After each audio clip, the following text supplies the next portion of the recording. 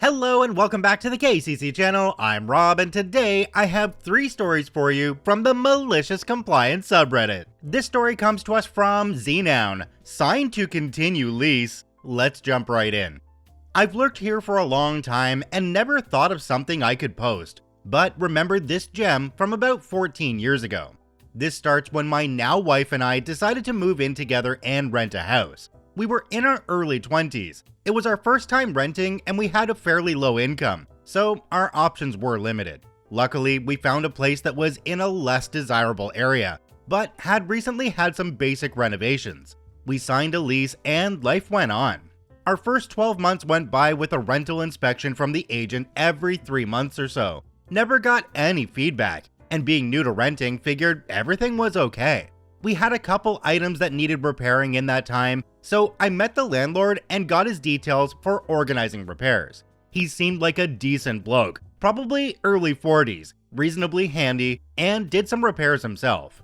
The first year went by, the lease came to an end, they increased the price, and we signed on for another 12 months. Then it happened. About 2 months later, the agent came to inspect along with the landlord's wife. The wife turned her nose up at absolutely everything and made a number of insulting comments about our furniture when she thought I couldn't hear. We got an inspection report after that gave us a huge list of items to rectify and 2 weeks to do it, or they'd initiate proceedings to evict us. Naturally, after never hearing any feedback from any other inspections, we were shocked. The items were mostly minor nitpicks, with the worst thing being to move our cats outdoors, clean the oven, and poison weeds on the path in the backyard. We were fine copping it on the chin and doing what they asked, except for the cats. Initially, when signing the lease, it said no pets, but we requested and got acceptance for our indoor-only cats. It was noted on the lease, but not on the copy I had. I was kicking myself for not having it in writing, and knew I had no chance if they wanted to push the point. So I called the landlord rather than talking through the agent. He explained that tenants in other house they owned had been using it as a drug lab, and the agents had never picked up on it. So when they found out, his wife insisted on going along to our inspection, hence why we got a bad report. I talked it out with him, and although he was very patronizing toward me, he agreed we could keep the cats inside as long as we kept everything clean and the next reports went fine. So we did as they asked, and they increased the inspections from once every 3 months to once a month, which is the minimum period they're allowed. We had a list of things to fix after every inspection. It made our life hell. We felt like intruders in our own home. We grew to hate living there, and it put a strain on our relationship. Luckily, or unluckily, depending on how you look at it, my father passed away around that time, so I ended up with inheritance money from his super fund and the sale of his house. My wife and I used the inheritance as a deposit to buy a house of our own, sorted out a loan agreement, and found a place we liked. Now, this is where I finally get my chance to repay them for making us feel like indentured servants that only existed to vacuum carpets and scrub walls in our home. By some miracle of luck, I negotiated the settlement date for our new house to be 1 week before our lease was due to end. This meant that we wouldn't have to break contract and be stuck footing the bill while they found new tenants. Better yet, they sent me a letter saying our lease was due to end and included a new lease agreement with a large jump in rent. The letter said we had to either sign the new lease and send it back to them by a date that was 2 weeks before the end of lease, or consider the contract ended, move out by the end of the lease term, and hand over the keys. It said nothing about telling them we didn't want to renew the lease, so I didn't. I didn't want them booking open inspections and intrude further on our lives to show the place to new tenants, and decided they didn't deserve extra notice. The days ticked by, a couple weeks went past, and my wife and I were busy getting ready to move. I didn't get contacted by the agent again, until my phone rang 1 week after the new paperwork was due. Literally the day before we were moving out. It was the agent, of course. They greeted me nicely and said it was just a reminder that we needed to sign the new lease and get it back to them. I told them, "Oh, we aren't signing it. We bought a house and we're moving out tomorrow." The other end of the line went dead silent for a good few seconds, while my face got stuck in a grin. The agent quietly asked why we hadn't told them, and I said the paperwork only said to let them know if we were extending the lease. Nothing about moving out, so I assumed they knew. She said goodbye pretty quickly, and the panic in her voice was glorious. She was screwed, and knew it. I wish I got to hear more of the fallout, but my wife and I moved out, cleaned the house over the remaining week, and I handed the keys over. They never booked any open inspections in that final week, so the house sat empty for a while, waiting on new tenants, and the landlords missed out on some rent payments. We also checked the listings and saw they advertised it at a lower price than what they were going to gouge us for. As a bonus, a couple days after the lease ended, the agent called me and said our contact stated we had to have the carpets steam cleaned, and they were going to take the cost from our bond. I told her we'd had them steam cleaned, and she said we didn't. The carpets smelled like garbage. After me telling her again that we had, she demanded a copy of the receipt. I emailed it through and never heard from them again. I didn't mention that there was a cavity under the house and the couple bags of rubbish I chucked under there as we were moving out because the bins were full. I guess the floor wasn't airtight. Jumping down to the comments on this one, there's a lot of people talking about these inspections because that's definitely not something that happens, at least not that frequently, here where I am in Canada and from what I know of the USA as well. OP mentioned that they live in South Australia, and the regulation there says no more than once every 4 weeks. Wow, that is one of the most intrusive situations that I've ever heard of. Even beyond that, OP mentioned in a comment that the landlord would show up, look over their fence, and grumble that the grass needed mowing. Wow. OP, congrats on your new house, and congrats on being landlord free. This story comes to us from Satan085. You're the boss? Okay, you're the boss. Let's jump right in. I just found out my old boss was fired and remembered a story and thought I'd share this multiple malicious compliance with you guys. So back in 2021, I was working from home with a team of about 20 people in my department. To summarize our job, it was to monitor credit cards. We worked pretty independently and efficiently, so the company to award this literally promoted the entire department and tripled our pay. And with this, they emphasized that we should be more independent, take more responsibility, and all that. And everyone was super okay with it.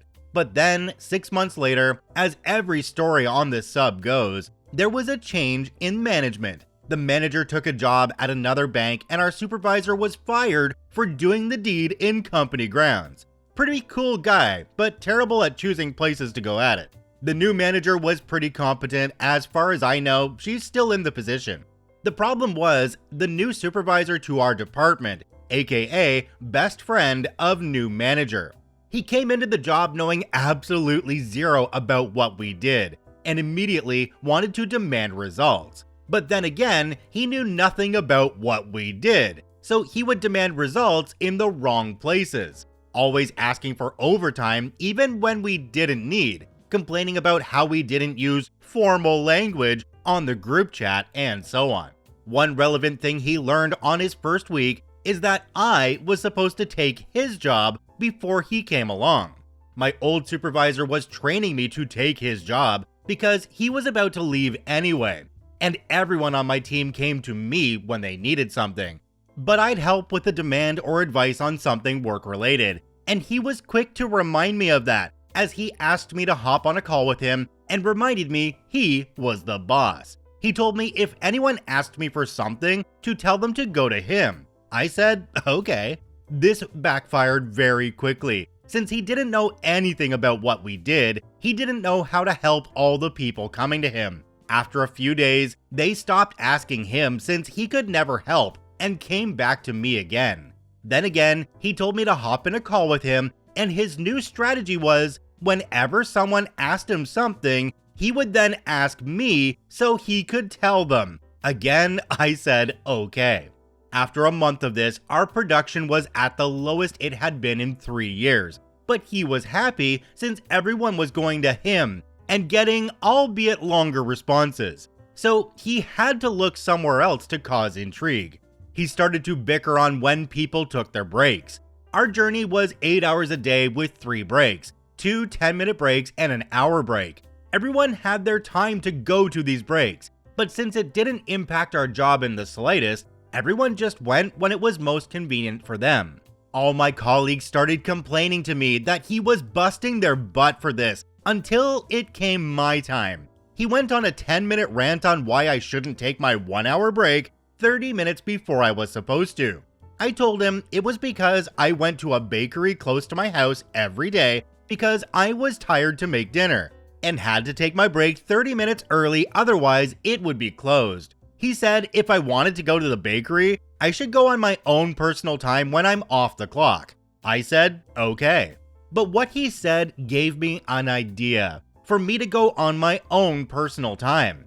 As per company code, beside those 1 hour and 20 minutes of break, you have up to 1 hour of personal break per day, in which you can take whenever you need for whichever personal reason. I told my colleagues this, and every day, 1 hour before my 1 hour break, I would take 1 hour of personal break to go to the bakery and buy my lunch. My colleagues would do similar things that they needed to during the time they were used to take their breaks. Well, 2 months later, the entire department was terminated since we weren't bringing enough revenue to the company. Unfortunately, this supervisor wasn't let go until last week, and the department he took over was also terminated.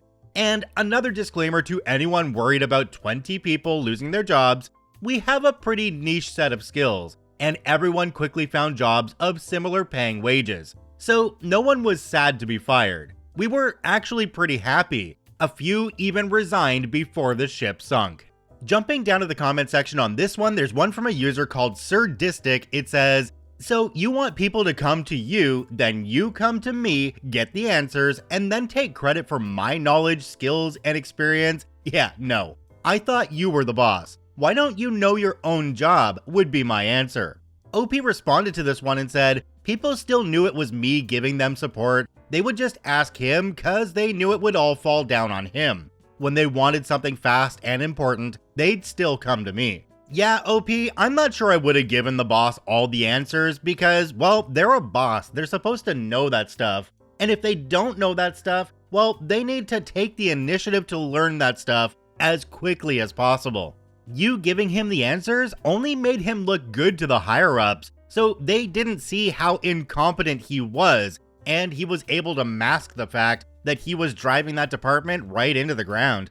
This story comes to us from By Jiminy. Don't use price labels. I want it deducted from my bonus. Let's jump right in. I used to work for a small, locally owned supermarket chain with a small level of bureaucracy and a high focus of getting stuff sold. After a few years, we were taken over by a national chain, which introduced much bureaucracy, where emails and phone calls from the bottom to the top would be lost to the ether and left unanswered.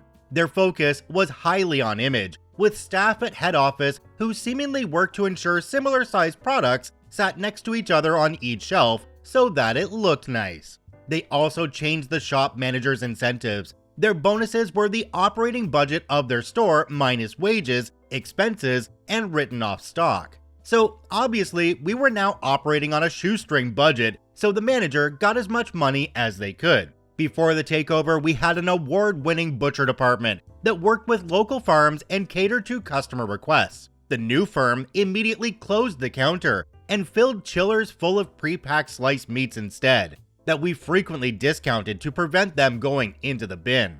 One time, we received a dozen cases of high-end cut meat, way more than we would usually stock, of an affordable packet and therefore at risk of running past its sell-by date and being thrown out. As it was a new product, we didn't have a price label for it. After waiting a weekend for the system to update, I emailed head office for a label and filled the chiller using a pricing gun left over from the takeover to label up each individual packet. We sold a few by the time I came back in the following week, but was pulled aside by the manglement. The area manager had been in to inspect the shop and was horrified at the ugly labels and demanded they be taken off the shelves until a label was ready. I explained the issue, but they wouldn't have it. So I took them down as instructed and left in the big fridge at the back of the store. They sat there for a month until they expired, after which someone else recorded them for disposal. A few days later, someone at head office noticed the enormous increase in wastage and reported it. Down the chain it came. Red-faced area manager storms in to shout at stern-faced store manager, who in turn calls over the tannoy for me to drop everything and get to his office. I'm just waiting for the label, I told them both, as they searched for a scapegoat for the £3,000 write-off. I've since had similar at other employers where department heads had bonuses tied to sales, but didn't like me pricing up produce, so hardware would sit and gather dust. I'm paid by the hour, no bonus, so I'm not going to argue the case. Jumping down to the comment section on this one, there's one from a user called Renticle. It says, I do data analysis for supermarkets, and I hate the amount of food and money that they outright throw in the bin with their piss-poor management. They only care about maximizing profits in the short term, and they're not very smart about it either. There is one chain where management would rather bake an entire tray 20 minutes before closing, thus ensuring that most of it will be thrown out, rather than run out of bread right before closing. Because if wastage is between 0% and 10%, they get optimal score. But if wastage is 0% and they run out of bread at 7:45 p.m. when sales are almost nil, they get dinged. Idiocy. Yeah, I worked in a grocery store when I was a teenager, and the sheer amount of stuff that ended up in the garbage, wow, it was shocking. I would have loved to have rated that stuff before it made it into the garbage bin, but we weren't allowed to, so it all went to waste. Check out all 3 OPs linked in the description down below. I thank you for watching. I hope you have a wonderful day, and we'll see you tomorrow.